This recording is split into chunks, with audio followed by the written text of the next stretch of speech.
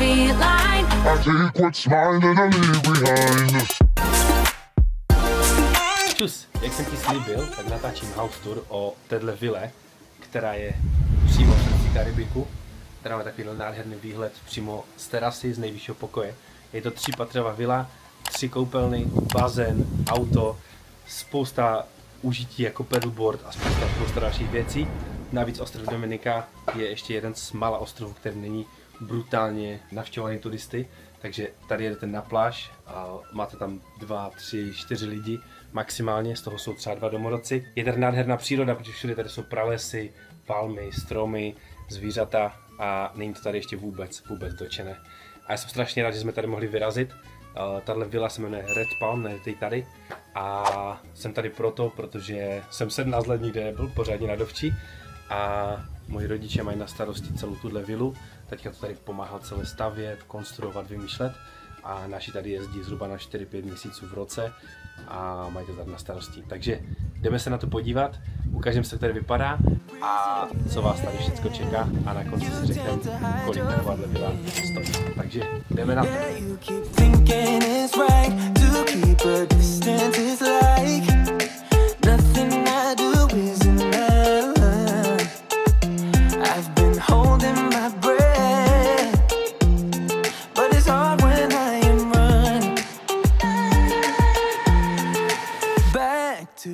Úplně nejšilenější je ten výhled tady, protože tady máte takovouhle maličkou terasu nahoře. My jsme úplně ve vrchním patře, které se dostavil vlastně úplně náhodou, protože tady nemělo vůbec být. Ale je tady takhle krásná terasa s posezením, vidíte tady přímo na moře. Ono to hodně klame, protože když vidíte tu střechu tady, tak tam vlastně tam začíná moře. Takže pěšky odsaď je to zhruba 5 až 7 minut. Autem je to třeba 1,5 minuty, 2 přímo k moři. Na krásnou písečnou pláž je to třeba 10 minut pěšky. Ta se nachází hned tady. Tahle vila byla jenom hrubá stavba, když tady začínalo. Byl tady všude prales. V dnešní době už je tady krásná palmová zahrada, je tady spousta květin. Jsou tady vlastní banánovníky, vlastní avokádo, vlastní kokosy a je tady unikátní palma, kterou si ukážem, tady tam dole. Takže tohle je výhled z té hlavní terasy úplně nahoře. Vlastně ten pozemek je celý až takhle úplně dozadu. Jako první tady vcházíme do pokoje, který je úplně nejmenší ze všech. My jsme tady šli na schvál, protože já rád bydlím vždycky tak nějak útulně schovaný nebo prostě takhle zašitý. Takže máme tady tenhle nejmenší pokoj. Je to vlastně jenom takováhle postel. Tady je komoda, menší komoda a vlastní koupelna. Koupelna se mi líbí, protože je tady prostě obrovský prostor, není tady žádný sprchový kout, je to prostě jedna velká místnost, takže za mě úplně super. Taťka tady vytvářel takovéhle ručně vyřezávané dveře. Ale tahle místnost není až tak zajímavá, je to taková prostě maličká útulná místnostka s krásnou dřevěnou střechou, co je boží, když se ráno probudíte a podíváte se ven. Tak máte tenhle krásný výhled. Všude jsou tu síťky na oknech, protože samozřejmě jsou tu hodně komáři, takže celý barák kompletně větra, ale všude jsou síťky, protože komáru je tu spousta. To nejuchvatnější na celé vile přijde podle mě teď. Protože tady teďka společně půjdeme po tomhle schodišti. Možná si říkáte, že to je prostě schodiště, ale ono to není úplně schodiště, protože tohle schodiště je kompletně ručně vyráběné. Je to dovezené dřevo, udělané z něho desky, všechno je to vypočítané, zkonstruované. Uprostřed je takový krásný kmen, který vede až úplně do stropu, tam se rozvětvuje. Tohle schodiště taťka stavěl svýma rukama, nevím jak dlouho, nedokážu to představit, můžu se pak zeptat. Ale je to brutální. Jakože já si nedokážu představit, že něco takového měl postavit, protože prostě v dnešní době už si to nedokážu představit a to schodiště mě strašně moc baví. Schválně mi napište, jestli byste takovéhle schodiště zvládli udělat, protože já si myslím, že to není vůbec žádná sranda. A ještě tak, že dovezete fakt jenom desky, nebo uděláte desky, opracujete je, nalakujete, všechno to vyměříte. Teďka říkal, že největší pain byl udělat to, aby každý schod byl ve stejné výšce. Takže tohle je taková dominanta celé téhle vily, podle mě. Tohle krásné točíte schodiště. Tady potom máme takovouhle palendu, zase s výhledem pěkně na palmy, takže když se ráno probudíte a kouknete z okna, tak nevidíte nic jiného než zase krásnou přírodu. No a tady máme obývací pokoj, který je zase udělaný v takovém krásném stylu s tímhle mega pohodlným gaučem. Tady takovéhle police z trámu udělané. Tohle místo zabírá takovou celý roh kompletně téhle místnosti, ale je to nejvíc, když tady vyčilujete. Ten stůl zase ručně vyráběný, teďka ho kompletně celý ručně vyráběl. Je to masakr, já to nechápu, ale je to tak. Protože naši tady tráví dost času, tak teďka se snaží spoustu věcí vyrábět, ať prostě je to opravdu takové, jaké to má být. Protože k tomu karibskému stylu to prostě patří. Myslím si, že tohle tomu dodává ten brutální vibe. Nevím, já bych takový stůl nepostavil, nevím co vy teda, ale já bych to asi nedal. Přecházíme tady do jídelny, máme tady stůl, takhle krásně s květinama, pro 4. Upřímně si nemyslím, že tady někdo někdy bude jíst, protože hned venku, když půjdeme ven, tam je stůl přímo na terase, zase kompletně vyráběná ručně a myslím si, že tady nikdo moc sedět nebude. Že to je spíš takový jako estetický prvek tady. Tady mám obraz, který nečekaně taťka vyráběl zase ručně kompletně celý. On tady má i už vlastně nářadí, tohle si vyrobil ve volné chvíli. Potom tady máme kuchyň, nečekaně ji můj taťka vyráběl zase kompletně celou ručně, takže nic není kupované, všecko ručně vymyšlené, custom, tak jak to má být. Takže tady máme kuchyň, tady disponuje klasicky ledničkou, kávovarem, ten musí být, sporák, příbory, skleničky, mikrovlnka, umyvadlo, okapávač, prostě úplně všecko tady je, takže vlastně když sem pojedete, tak jste úplně soběstační a nemusíte vůbec nic řešit. Teď tady vcházíme do hlavní ložnice, ta vypadá takhle krásně. Má tady tenhle obraz palmy, má tady tuhle krásnou komodu, posezení zase přímo u oken. Je strašně kouzelné, když tady sedíte a teď to je krásně vidět. Má to úplně kouzelný vibe prostě. A když ráno vstanete a na vás ten vánek takhle prostě jde, tak je to úplně něco neuvěřitelného. Zase tady není klimatizace, je klasicky tenhle větrák, ale úplně to stačí. Jsem si myslel, že ne, ale není to tady tak hrozné s tím dusnem a s tím vedrem, takže úplně bohatě stačí tyhle větráky. Já jsem z toho měl trošku schýzu, protože spát pod tím dole, ještě když na to nejsme zvyklí, tak je to takové zvláštní. Po 2-3 nocích jsem se na to zvykl a byla to pohoda. Tady máme teda hlavní ložnici, je tady postel, 2 komody, lampičky a jsou krásně natočené, že z postele vidíte přímo na palmy na moře. My jsme na mořské straně, na druhé straně oceán, to jsem vám točil ve vlogu, ale tady máte výhled z pokoje, což je masakr. Tady máme bazén, na tam se půjdeme kouknout za chvíli. Vlastně ještě 2 roky zpátky, tady to byla holostavba a byl to prostě nedodělaný dům. Tahle vila se stavěla zhruba 5 let, něco takového a pořád tady ještě nějaká práce je. Ale letos je to oficiálně otevřené i na to, že tady můžete zajet. Nejsou tady žádné přepálené ceny. Tady máte Instagram, můžete si tam kouknout a dá se to individuálně domluvit, je to odstupňované podle dní. Je tady spousta věcí navíc, jako možnost jezdění autem, možnost jezdit s taťkou po různých výletech, protože to tak zná, pedalboardy, brýle a spousta dalších věcí, které tady jsou ready, takže si je nemusíte tahat sebou, což je za mě super. Tady tohle je ta hlavní část té vily, která je na pronájem. A my to teďka tady osidlujeme vlastně 14 dní, možná si to protáhneme, budeme tady možná 3 týdny, protože těch 14 dní je taková hrana, abyste to tady projeli si ty pláže, projeli si všechny památky a ty místa turistické, tady ty věci, protože tady toho je strašně moc, já jsem to vůbec nečekal. Jsou tady 3 koupelny, každá vypadá vlastně hodně podobně. Takhle to vypadá, tady je otevřený sprchový kout. Za mě úplně super, protože se fakt, já mám strašně rád zase ty závěsy, vidíte. Jste top. Já mám strašně rád se sprchovat prostě ve velkém prostoru a tady vám to nabízí, takže je to úplně super. Byť jsem spíš vanový typ, tak tady v té sprše vydržím mega dlouho, protože tady mám prostor kolem sebe a užívám si to sprchování úplně nejvíc. Tak, pojďme se rozloučit s tímhle místem a pojďme se podívat. Všichni ven.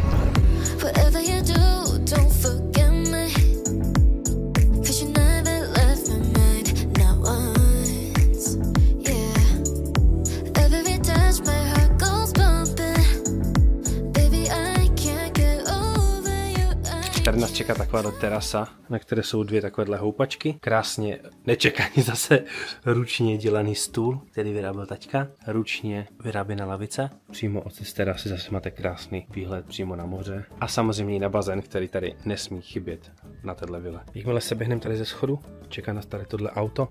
Je to Toyota Land Cruiser Prado. Je to auto, kterým se tady dá pohybovat, dá se tady jezdit. Je to super auto na tyhle podmínky, protože ty cesty tady nejsou vždycky úplně ideální a mít tady takovéhle offroada je mnohem lepší.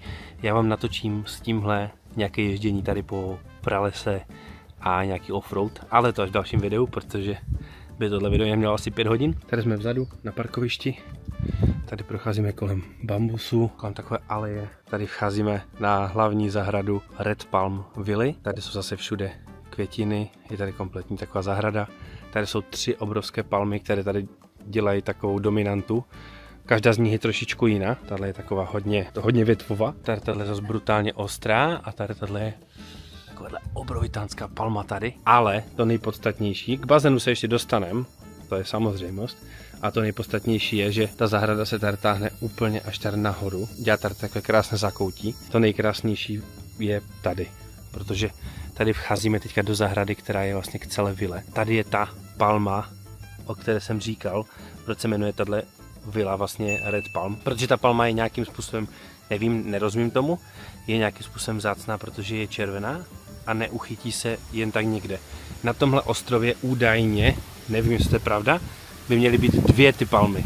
Víc by jich tu být nemělo a jedna je tady a druhá je v nějaké botanické zahradě, která je nedaleko odsaď. Takže proto se to tady jmenuje Red Palm, protože až tahle palma vyroste a bude tady dominantou tahle krásná červená palma, tak to bude vypadat skvěle. Navíc střecha vily je červená, jsou tady červené prvky, takže se to úplně krásně celé sedlo.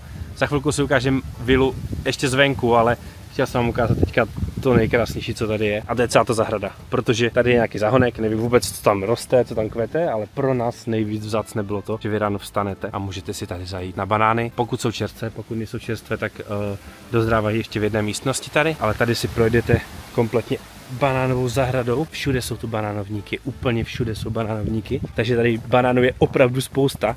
Zajímavé je, já jsem to vůbec nevěděl, ale zajímavé je, že je spousta druhů banánů. Některé jsou méně sladké, některé jsou víc sladké, co jsem poznal až tady, protože u nás známe prostě banán.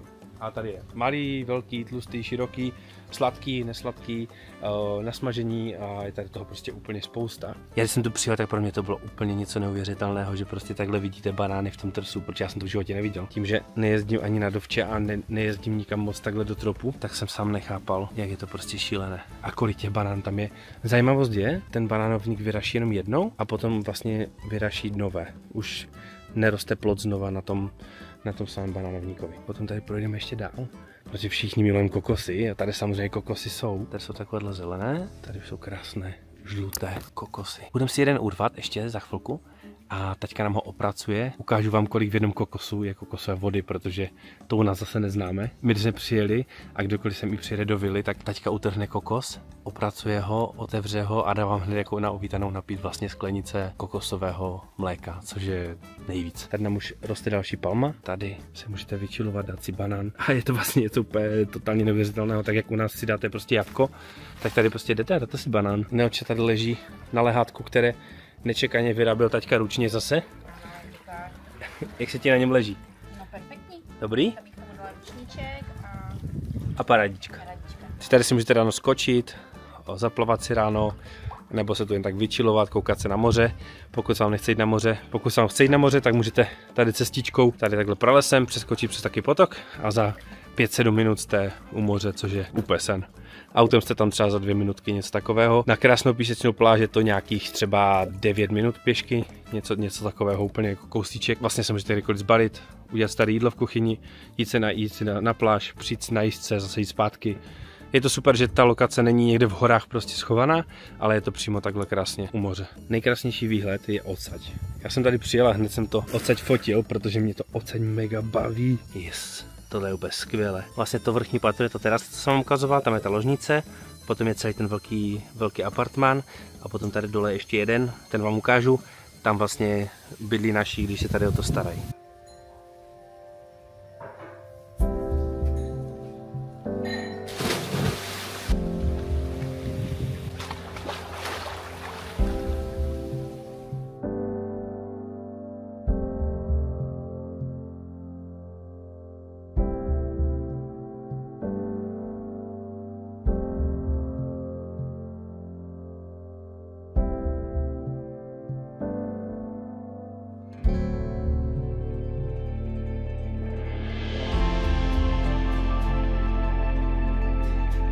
Že buď si tady můžete chillovat takhle pěkně v bazénu, anebo si jdete koupat do moře, anebo třeba si uděláte výlet k oceánu, kde jsou vlny. Já jsem vydával vlog před tímhle videem, takže se na něj můžete kouknout, jak tam jedeme ostrovem, jak to vypadá ty cesty a jak se liší druhá strana ostrova oproti téhle. Takže jsme se ochladili a jdeme si vylopnout kokos.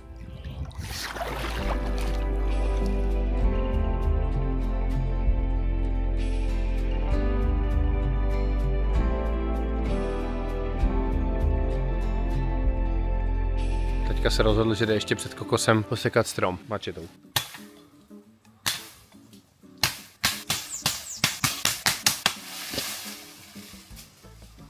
A je to. Co to má ten kokos? A rozdíl mezi tím zeleným a žlutým kokosem je jenom, že je zralý a nezralý, nebo? To je odruda. Aha.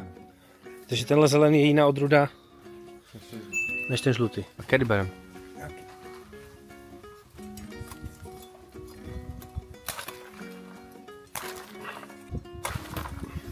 Počkej, tak já ho podržím. Počkej. Dobré, komplikované. Mamo. Ukážem, kolik v něm je vody, protože to u nás úplně tak nebývá. Je třeba si říct, že taťka už je přeborník v sekání kokosu.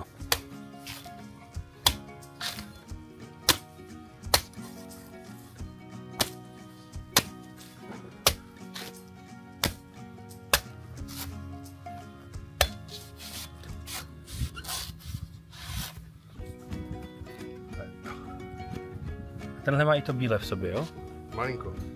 Malinko. Ještě není zralý. Já otevřu. Ale je v něm víc vody, když není tak zralý. Je tam plný vody. A my jsme si včera ukazovali, jsme točili ten vlog, tak vlastně, když on přezraje, tak v něm se udělá taková kulička, že? No, to na zemi asi, já nevím kdy, a z té kuličky vyroste nová palma. Takže z toho kokosu vlastně vyraší nová palma.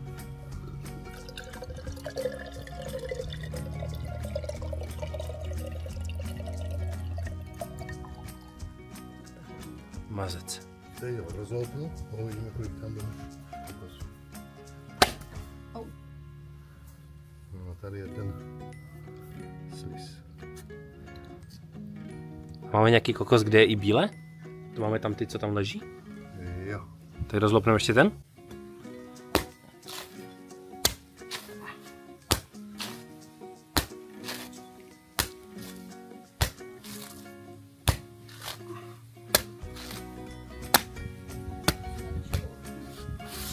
Chce další skleničku? Neumím tak domorodci, ale snažím se. Oj.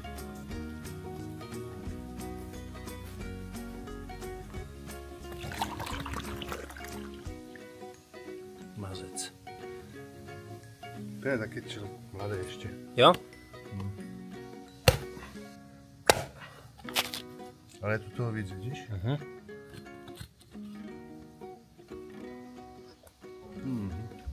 Já vám ukážu ještě, my jsme včera rozlopli kokos jeden, co toho měl hodně v sobě a vypadá to takhle. Ale chutná to Je to brutálně dobré. My každý den sníme tak kokos 2, je to mega dobré. Takže takhle se tu jí a pijou kokosy. Teďka už je v tom přeborník tady, mají tu spoustu nasekaných. Tady jsou vlastně ty banány, co jsem vám říkal, dozrávají. Tady je ten trs, který teďka jste takhle přidělal na elektron. Tady je trs, který dozrává a tady už máme některé dozráté. Takže sem si ráno přijdete, urvete si banánek a pěkně si ho sníte. Je mega výborný, mega sladký. A samozřejmě záleží na tom, jakou odrůdu si dáte. My se ještě půjdeme podívat tady dovnitř. Tady vlastně jsou naši, když se tu o to starají. Tady je takové posezení, tady je chillárna, grill. Grily jsou tu 2 dostupné, pak je tu zase ta houpací síť, to je chillu skoro každý večer. Tady je výdejní školní okénko. Dobrý. Ahoj, dobrý den. Mamka zrovna dělá oběd. Co budeme mít na oběd dneska? Tuňáčka se zraněnkou. Vlastně rybu tady koupíte na trhu, oni vám ji naporcují přímo z toho kusu ryby přímo před váma. Ta ryba je tu drahá nebo není? Ne, levná a strašně dobrá. Oni každý den asi dováží z moře, že? Každý den můžeš si koupit každý den čerstvou. To je top. Jako ty ceny tu nejsou nějak extrémně hrozné. My jsme včera byli v restauraci 4 lidi, 4 hlavní jídla.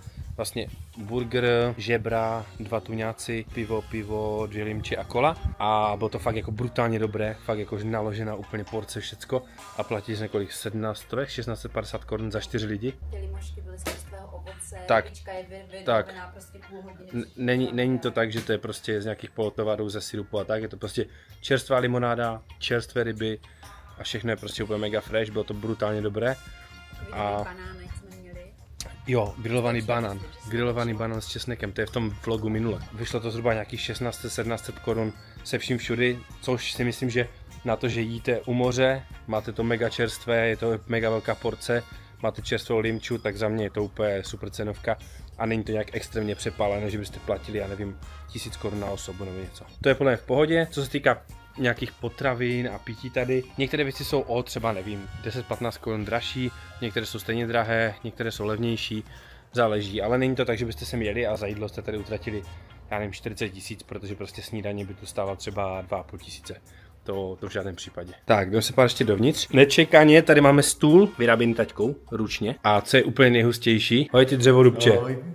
Tady je komoda, kterou teďka vyráběl. Ty desky si koupil, nebo ty desky si... Desky jsem koupil. Desky si koupil a celou si vyrobil. Masakr. Ale ty nahoře jsou kupované, ty komody. Ale kuchyně jsou dělané, říkal jsem to správně. No, takže tahle skříň je kompletně dělána za taťkou ručně. Postel je nečekaně vyráběna taťkou zase. Takhle krásně udělaná postel. Z pevných desek masivních. A to si teďka tady vlastně taky vyráběl. Zase úplně od desek. Špalky takhle vykotlal a vyrobil si tady takovouhle postel. Koupelka je stejná jako vlastně nahoře ty dvě koupelny. A tady má mamča svoji kuchyň. Zase nečekaně co? Vyráběno od taťky. Okurky, rajčata, všechno je tady z trhu od místních lidí, takže mega čerstvoučké. A mamka vlastně, když tady jsou třeba ubytování, tak dělá snídaně. Obědy asi moc není čas, že? Ale snídaně se dají. Takže ráno pěkně vstanete, tady si sednete, nebo nahoře si sednete, dáte si snídaní s výhledem. Takže takhle to vypadá tady dole. Mamka to má hodně zabydlené, protože tady vlastně vaří. Vy moc nechodíte do restaurací, že? Mamku baví vařit a teďku baví se starat o banány. Tak, máme dojezeno, barák jsem vám ukázal a já jsem se teďka bavil ještě s našima u oběda. A ten barák vlastně, no to možná to řeknu teďka, to bylo lepší. Že tady to vůbec neexistovalo, tady byla bush. Všecko tohle byla bush. Vypadalo to tu ještě hůř než tady vedle u pana souseda. Všude byly stromy, věci, prostě strašně dlouho studoval dokupy. Andrej, ty jsi říkal, že až vlastně 2019 jste tady začali nějak fungovat, že teprve? Ale jste bydleli v jedné místnosti, ne? A teďka vlastně až poslední rok, dva je to tak, že je to tak už jako funkční celé, nebo? Ne, to už je od covidu. Od covidu? 2020, no. Aha. Vlastně tady byli, jsi říkal, že všude bylo bahno, bordel, že prostě tady vůbec tak nebylo, ne? To vypadalo jak ta parcela vedle. Stromy. Tam, kde se sekal ten strom. Jo. Takže to byla úplně bush. Jo. A byla to jenom zakladovka a vlastně celé se to dalo dokupy. Hustá. To je masakr. Bylo tady asi hodně práce. Já si to nedokážu představit, protože já jsem tady nikdy nebyl. Jsem tady po 7 letech přemlouvání. 7 let nás přemlouvali jet sem jedem a my jsme se nejeli. Protože prostě mě to nebaví dovolenky, ale jsem rád, že jsme se měli. Protože jsem si mega odpočinul, načerpal jsem mega energie, je to tady fajn. Takže jsem rád, že jsem to nakonec hecnul, protože odpočívat je někdy třeba. Každopádně jsem se bavil s našima, tak takováhle vila s bazénem, s autem, se vším všudy je teďka nějak okolo 10-12 milionů, což je masakr tady v Karibiku. Že tady šly hrozně pozemky nahoru, i tenhle pozemek, který je pustoprázdný, tak zdvojnásobil svoji cenu. Takže samozřejmě tak, jak to roste u nás ty nemovitosti, tak to roste i tady. Já jsem mega rád, že máme možnost tady všichni jezdit a můžeme tady bývat. Nebo já jsem to teda poprvé, naši jsou tu každý rok pořád. Takže tohle byl house tour téhle vily, doufám, že se vám to líbilo. Pokud jo, tak sledujte profil vily Red Palm na Instagramu. Budou webovky, já jim trošku pomůžu teďka se sociálními sítěmi, protože jim to vůbec nefungovalo. Budu chystat pro všechny, co mě sledujou, nějakou mega super special cenu na to, aby se mohli třeba jet, nebo budou mít třeba 2 dny zdarma, nebo něco vymyslím, ještě se nad tím vůbec neuvažoval, ale něco takového připravíme. Takže díky, že jste se koukali na tohle video až do konce, doufám, že se vám to líbilo. Já tady teďka balancuju a mám jsem spadl. Vidíme se u dalšího videa, tady z dovolené. Po 17 letech jsem vyrazil někam, naposled jsem byl s našima v Řecku. Je to takový zajímavý pocit někam vyrazit a vlastně nedělat. Já jsem tam udělal svůj kancel, stejně tam dělám, takže co mě znáte, tak víte, že já jsem prostě takový a jiný asi nebudu. Ale jsem rád, že jsme jeli. Takže mějte se hezky a zatím čau.